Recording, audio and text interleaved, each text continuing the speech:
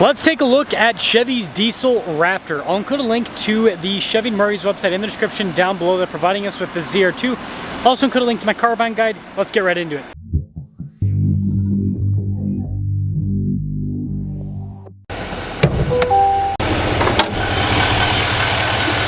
Under the hood is a 6.6 liter diesel V8 that goes through a 10-speed automatic. It produces 470 horsepower and then 975 pound-feet of torque. We're closing in on 500,000 subscribers. I'd really appreciate it if you'd help out with that.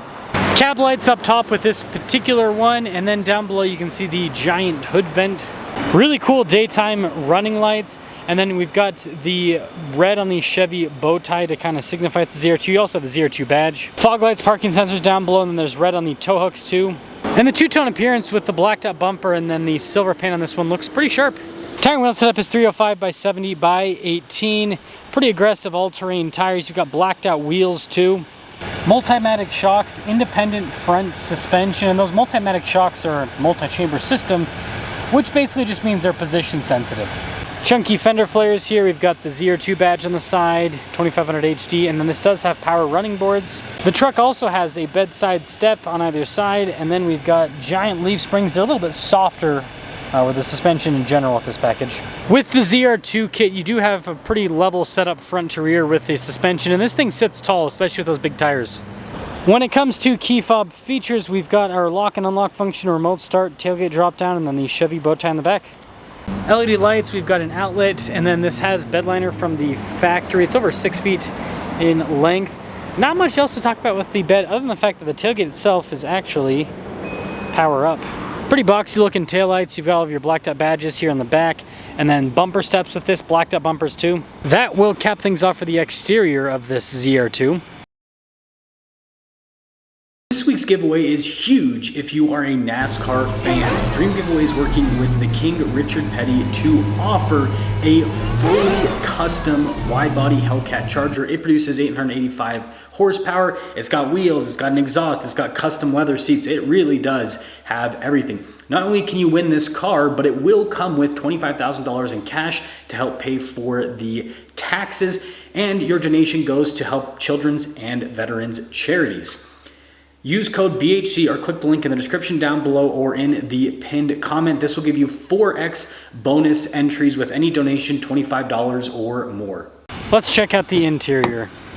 You've got this gray trim with the neon stitching, and then there's a darker gray up above. That theme continues on to the seats. This does have the seat cubby, and the seats are easy to clean with small perforations. You also have a 60-40 split in the back, little buckets underneath the seats, and then a flat floor up front. Legroom back here is good. We've got a little storage pocket.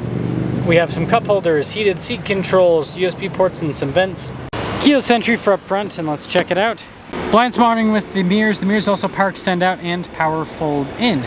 Below, we've got our function for the memory seats, and then you have all of your mirror adjustments just below that. Front two windows are automatic.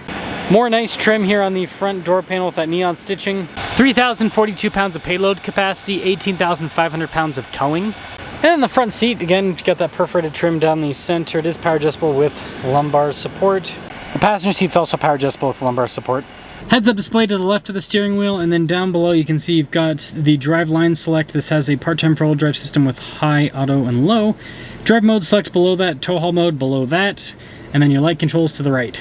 The steering wheel here in the Silverado has soft touch all around. Radio controls in the back. On the front we've got controls for that center screen, cruise control, heated steering wheel function, and then the column shifter with plus and minus to shift the gears manually. Digital gauge cluster in the center. You can scroll through some menus to see different bits of info depending on what you're looking for. It also displays the drive mode the truck's in, what the drive line's doing, and then of course stuff like fuel range too. This truck is equipped with a heads-up display, and then you've got nice soft touch trim all across the dash. 360 camera system with this. Good resolution with the whole setup. And then as for the rest of the infotainment system, you've got the side tab there, the main tab. It all responds quickly. This has Apple CarPlay, Android Auto, and then a shortcut bar on the far left side. Bunch of physical buttons. So for like the diesel exhaust brake, lane departure, your parking sensors, tailgate drop and raise function to roll down the windows. The ZR2 has a selectable rear locker, and then we've got hill descent control too. Below that we've got more controls. So trailer brake, dual zone climate, heated ventilated seats, and then your USB ports are right next to that to the right. Some storage here in the center. We've got a center console. It has a phone charging pad, more USBs, an outlet, and then you've got more of that easy to clean trim that's all throughout the interior. This comes with a camera rear view mirror, and then that's for the power sliding rear glass. Finally, sunroof. 2026 ZR2, 90,115. Let's see how the ZR2 performs. Off in the ZR2, and of course we'll have a Bison review once we can, because that's the super exciting one. But this regular ZR2, I mean, it's still an exciting truck. It's also a very expensive truck, $90,000. It's pretty much as expensive as it gets for a Silverado. Now the torque that this powertrain provides is extensive, impressive. It's really good. And the thing that's nice is, being a diesel, obviously it produces most of that torque on the low end. But yeah, I mean, you just look at this. So much power.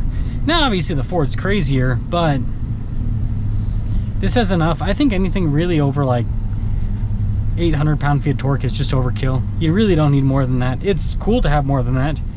Spin your tires a little bit, but certainly not necessary at all. But fun. Not necessary, but fun. And I'm okay with that. I'm okay with fun. Now this is still an HD truck, so you still get the bumping about, but it is greatly improved compared to a regular Silverado. The softer springs and the shocks do help out, and it's more noticeable when you are driving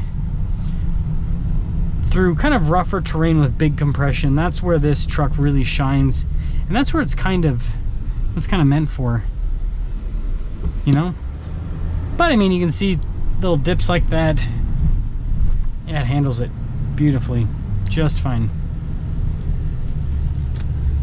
So there's lots of, oh no, never mind, that's a circle. There's lots of on-road utility with this. Man, this is such a smooth ride. Now the seats are still firm in Chevy fashion. I will never understand why Chevy does the seats the way they do them.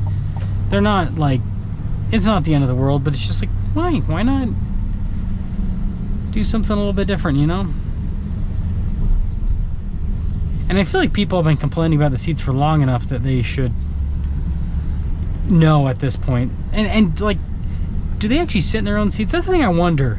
Like, have the people at General Motors actually sat in the seats they produce? Because like the Escalade is comfortable. That's a GM product where the seats are comfortable. But everything else, it's like, wow, this is firm, kind of like a park bench. And then I wonder, like, GM people, if you work for GM, let me know. Have you guys sat in Ford seats?